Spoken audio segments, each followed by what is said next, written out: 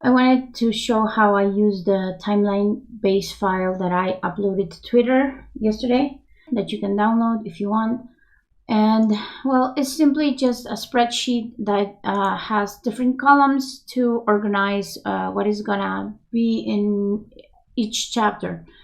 So here I just have like the chapter numbers, and you can have any amount of chapter numbers. If you are like exceeding this, you don't need to go write the next number and the next number. You just extend this and the numbers will generate automatically. Here in the plot event column, what I write is just basically a main idea of what the chapter is going to be about. In this case, Maya saves the day at a fire. I usually just start with every single scene in a different line. The day starts when the shift starts at the station and there are casual conversations. This allows me to have like the characters and some interactions. I can see if there's animosity between one and the other, or if they're all friends and stuff like that. Especially if it's the start of a fic, we can establish certain relationships there or whatever is happening, whatever. It's just a list of every scene that we need to have in the chapter, and that lets me just jump into the next chapter and continue writing whatever it is that I want in that chapter. I also added a column for songs since I like writing with songs, so I put the song here.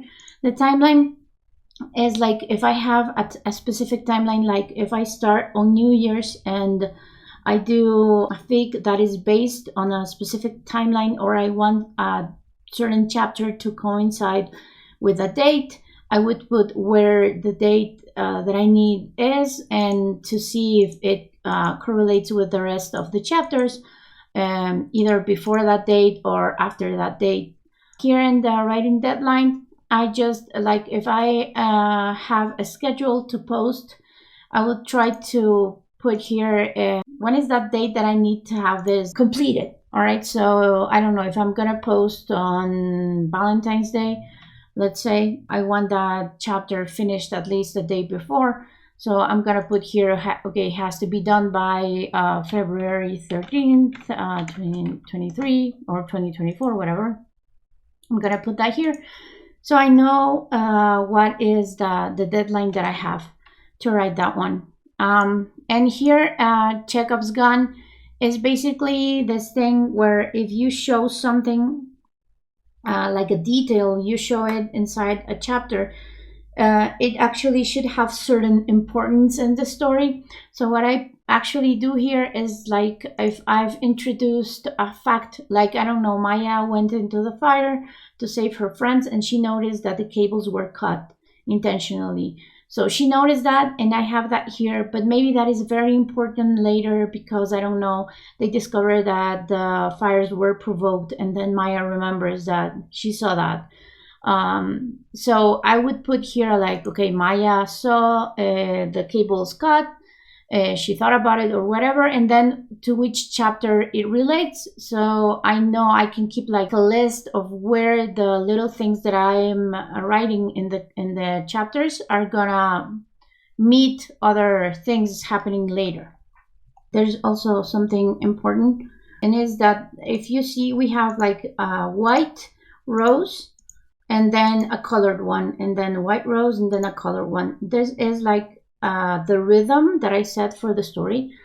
If I'm writing a normal romance fic or a story, I could have this spacing. There's like every 5 chapters I'm gonna have something important or something that moves the story along, that helps me create like some sort of interest, because many fics become really dense when you're reading the same thing over and over and over, and then you get to chapter 7 and nothing has happened and the story hasn't moved at all. So I use this colored rose just to help me move the story along. So you can change this pace over here in conditional formatting.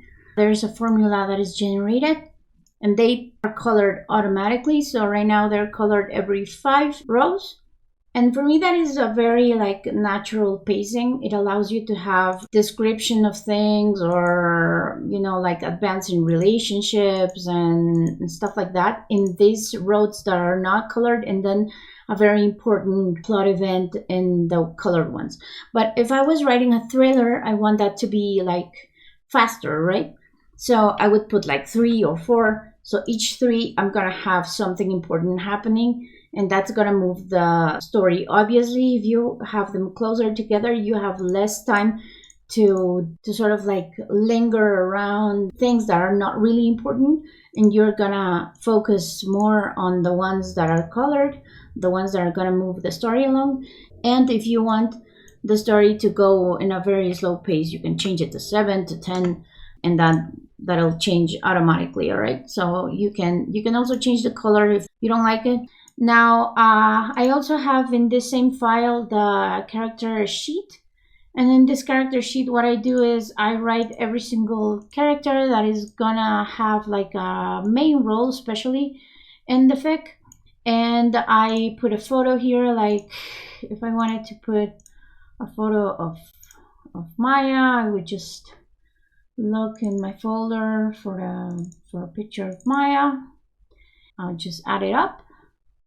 So I know who I'm describing, I know their physical features, and especially if you have like a character that is not actually on the series and you need to describe them, then it'd be important if you sort of like put a reference so you know who you're describing and you are consistent with it. So I usually do that. I put the pictures. Here I have already two characters, and I did timeline base with the 2 characters with the information that I usually use. Everything here is like basic information, like, okay, is the character alive or not, their year of birth, the age calculates automatically. Like if I don't believe Maya was born in 87 and she was born in, I don't know, 85, then I put that and the age will automatically change. If you're gonna do a fic that is set in the future, this date is calculated with today's date.